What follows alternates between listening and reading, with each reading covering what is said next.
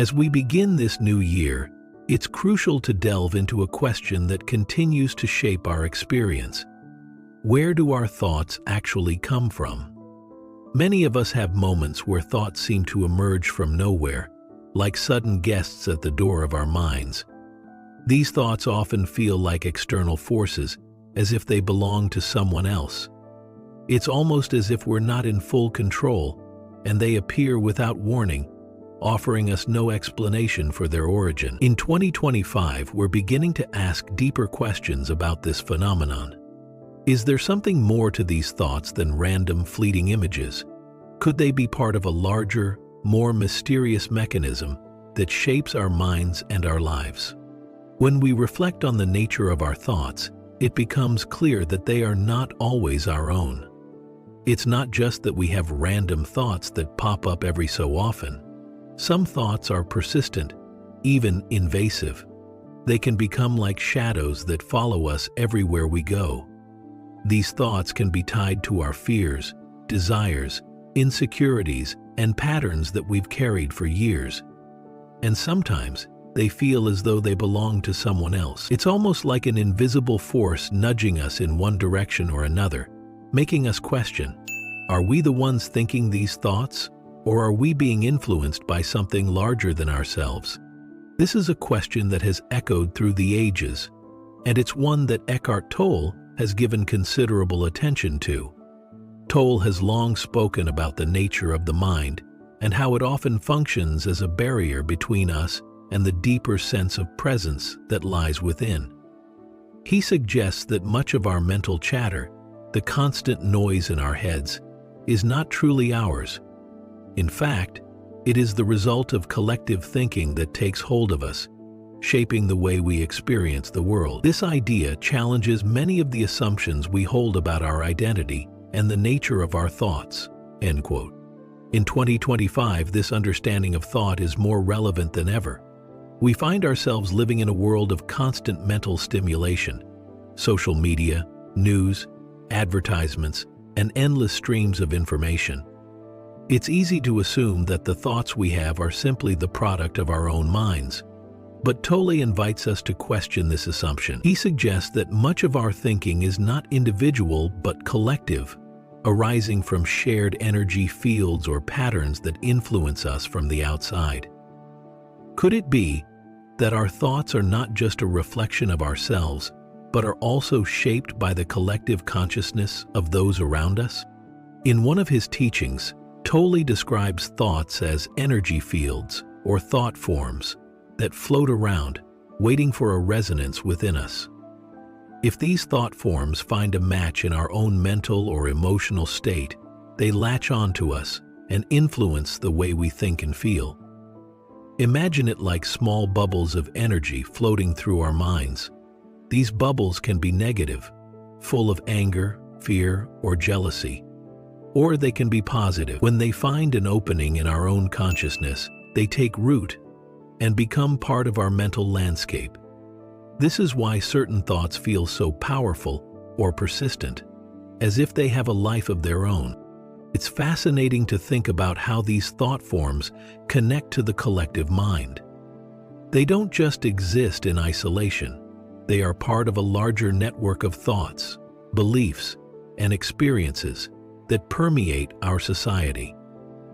In 2025, as we become more interconnected through technology and social media, it's easier than ever to be influenced by these collective thought forms.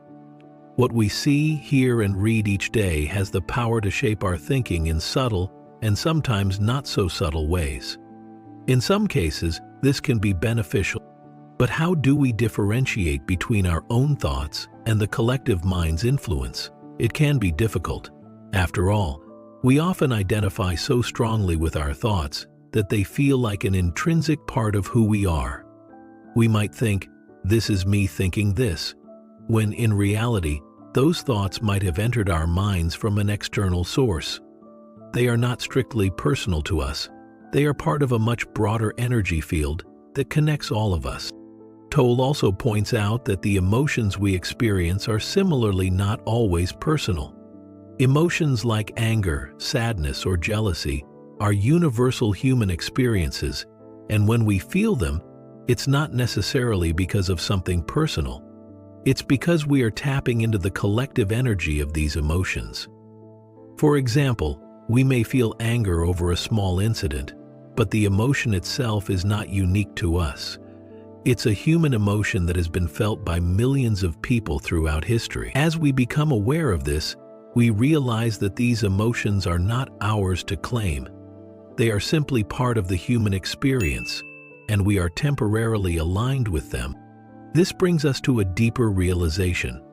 Most of us are living with a mind that has taken control of us. We think of our thoughts as mine and our emotions as mine, but in reality, they are not entirely personal. They are influenced by the collective mind and the shared experiences of humanity.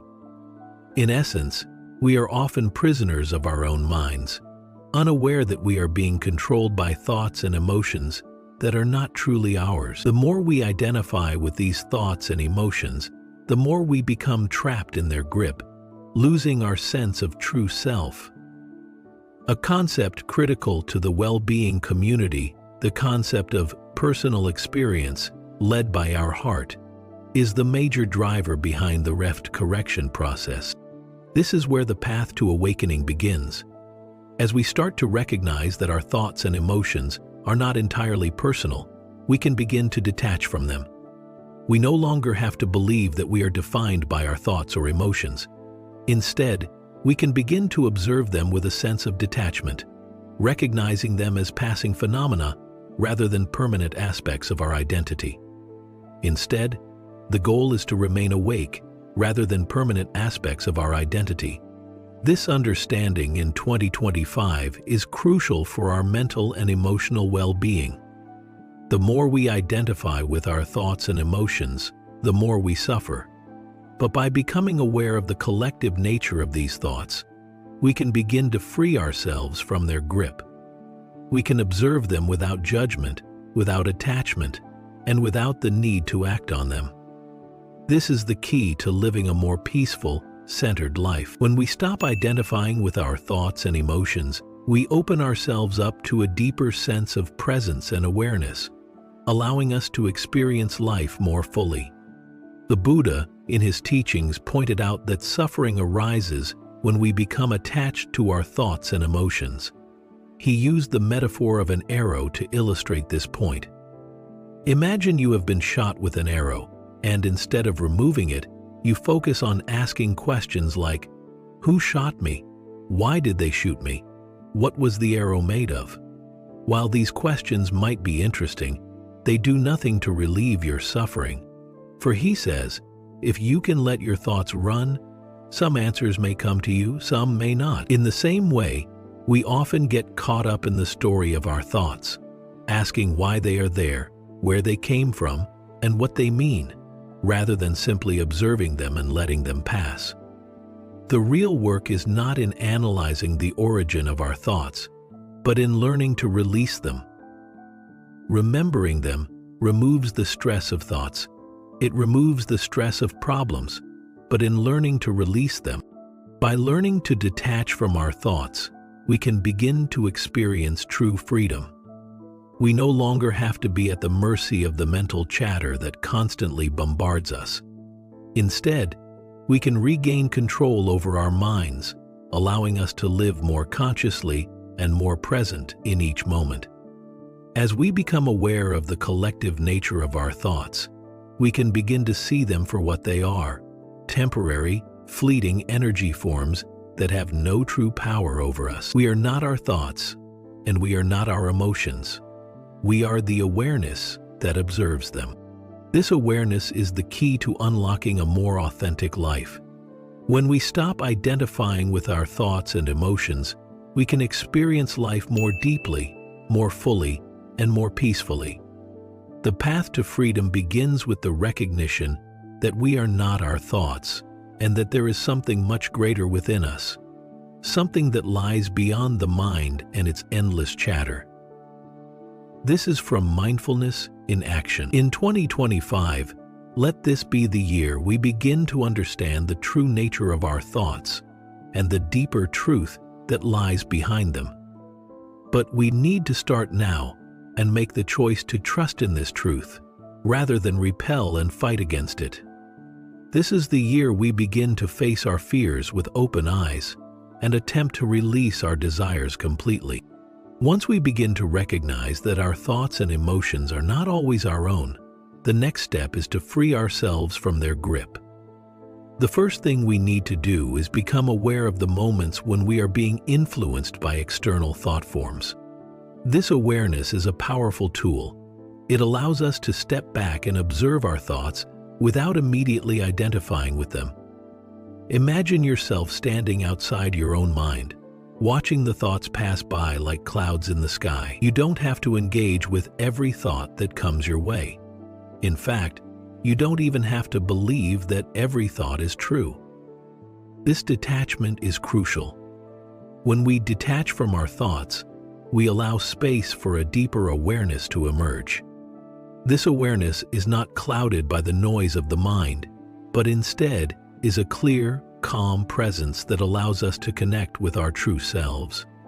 It's in this space that we can begin to recognize the difference between our own authentic thoughts and the external influences that have been shaping us. By simply observing, we stop being at the mercy of our thoughts and begin to take back control.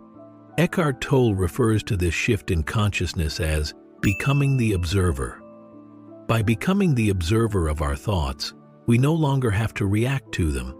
We can simply notice them without getting swept away by them. This practice can be incredibly liberating because it allows us to step out of the constant cycle of mental chatter and create a sense of inner stillness. But this is not always easy.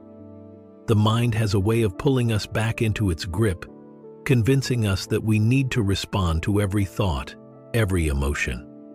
It's like a never-ending stream of ideas and feelings, each one demanding our attention. Yet, when we resist the urge to engage, we start to notice something remarkable. The thoughts begin to lose their power. They become less urgent, less demanding. In this way, as we start to resist the sense of restriction, the demanding, anger perhaps, the expectation, notice the shift in mindset. And over time, we realize that we don't need to chase after every thought that crosses our mind. Genuine happiness is found in recognizing our uniqueness and knowing our wishes and desires. One of the most powerful ways to cultivate this observer mindset is through mindfulness and meditation. These practices give us the space to pause and observe our thoughts without judgment. When we meditate, we focus on our breath, grounding ourselves in the present moment. Each time a thought arises, we simply notice it and let it go. This process helps us realize that thoughts are temporary. They come and go, like waves on the surface of the ocean. The more we practice, the easier it becomes to see that we are not our thoughts. We are the consciousness that observes them. Note, this awareness of our thoughts also helps us recognize when we are being influenced by collective energy. We may start to feel the weight of societal expectations, the pressure of what others think, or even the subtle influence of the media. By becoming aware of these external influences, we can choose to let go of them. We don't have to absorb every message that comes our way. Instead, we can filter what aligns with our true selves and let the rest pass by. In this way, we free ourselves from the constant bombardment of external thoughts and begin to create a more peaceful, centered existence. One who remains focused creates space in their heads and hearts. In this process of awakening, we also learn to trust our intuition more deeply. As we clear away the clutter of external thoughts, we make space for our own inner guidance to emerge. This guidance comes not from the mind, but from a deeper source: our heart, our soul, or what some might call the divine. It's a subtle, quiet voice that often gets drowned out by the noise of everyday life. But when we cultivate stillness and presence, we begin to hear it more clearly. This inner guidance is always aligned with our highest good. It may not always be loud or dramatic, but it will always lead us to greater peace, joy, and fulfillment. And as we learn to trust it, we begin to live in harmony with our true selves, free from the pull of external thoughts and influences. So, as we move through 2025 and beyond, we are invited to continue this journey of awakening. By becoming aware of the nature of our thoughts and recognizing that they are not always ours, we can begin to detach from the external noise that fills our lives. In doing so, we open ourselves to a deeper connection with our true essence, with the divine, and with the wisdom that already resides within us. So being patient and recognizing that they are physical, emotional, and mental states is the way forward for all of us as we're working to fortify our minds so that we can be confident, safe, and welcome the darkness. This is the path to true freedom, the freedom to think, feel, and live authentically in a world that often tries to pull us in countless directions. But this is not the end of the journey. In fact, it is only the beginning. The true path to liberation lies in how we fully integrate this awareness into our daily lives, and how we allow our newfound freedom to transform every aspect of our existence. In the next part, we'll explore how to apply this inner freedom to our relationships, our work, and our purpose in life. It's time to take this awareness beyond the mind and into the world around us. Now that we've learned to observe our thoughts and detach from external influences, the real work begins. Integrating this awareness into every aspect of our lives. This is where the true freedom lies, not just in moments of quiet meditation, but in how we bring our newfound sense of peace and authenticity into our relationships, our work, and our daily routines. Spending time with ourselves in this way helps us ground ourselves and make us far more aware of our senses, our environment, and our daily routines. In the next part, we'll explore how to live from a place of inner freedom and authenticity, transforming the way we interact with the world around us. The beauty of this process lies in the fact that when we start living from a place of inner freedom, we are no longer driven by external expectations or the incessant chatter of the mind. Instead, we begin to act from a place of clarity and authenticity. This is not to say that we become passive or detached from the world. On the contrary, we become more engaged, but in a way that is grounded in who we truly are, rather than in what others think we should be. The first area where we can apply this inner freedom is in our relationships. Whether with family, friends, or colleagues, when we are free from the influence of external thoughts, we can engage with others from a place of genuine understanding and compassion. We no longer feel the need to impress, to conform, or to seek validation. Instead, we can simply be ourselves, allowing others to do the same. This creates a space for deeper connection, where we can listen more intently, respond more authentically, and show up in our relationships with a true sense of presence. In our work, this inner freedom allows us to break free from the pressures of perfectionism and external success. We begin to focus less on what others expect of us and more on what truly resonates with our values and passions. When we are free from the constant pull of achievement and status, we start to work with intention, finding fulfillment in the process rather than in the end result. This leads to greater creativity, satisfaction, and a deeper sense of purpose in what we do. Even in our everyday routines, this inner freedom transforms how we approach life. Simple tasks become opportunities for mindfulness. Whether we are cooking, cleaning, or running errands, we can bring our full attention to the present moment, finding joy in even the most mundane activities. The key is to remain grounded in the awareness that we are not defined by what we do, but by who we are. This mindset shifts our perspective, allowing us to approach every aspect of life with a sense of gratitude and peace. But perhaps the most profound impact of inner freedom is on our sense of purpose.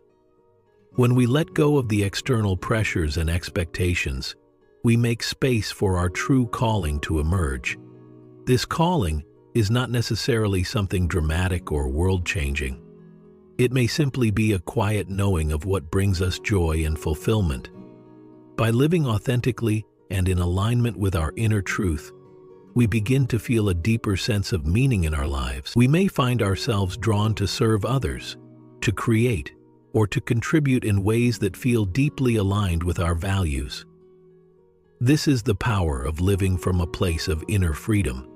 It opens us up to a life of purpose, connection, and authenticity. Living from this place of inner freedom does not mean that we will be immune to challenges or difficult emotions.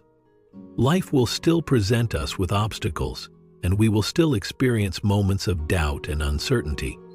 But what changes is our response to these challenges. Instead of reacting from a place of fear or anxiety, we can approach them with a sense of calm and clarity. We trust that, no matter what happens, we are not defined by our circumstances. We are defined by our inner truth, and from this place, we can navigate life with grace and resilience. As we step into 2025 and beyond, we are invited to continue this journey of integrating inner freedom into every aspect of our lives. It is not a one-time event, but an ongoing process of awakening and deepening. The more we practice observing our thoughts, detaching from external influences, and living authentically, the more we begin to experience the true freedom that comes from being fully aligned with our inner truth. And so, as we move forward, we are reminded that the path to true freedom begins within. By embracing this inner liberation, we open ourselves to a life of greater peace, joy, and fulfillment. This is not a journey to be taken alone. We are all walking it together, supporting one another as we navigate the complexities of life.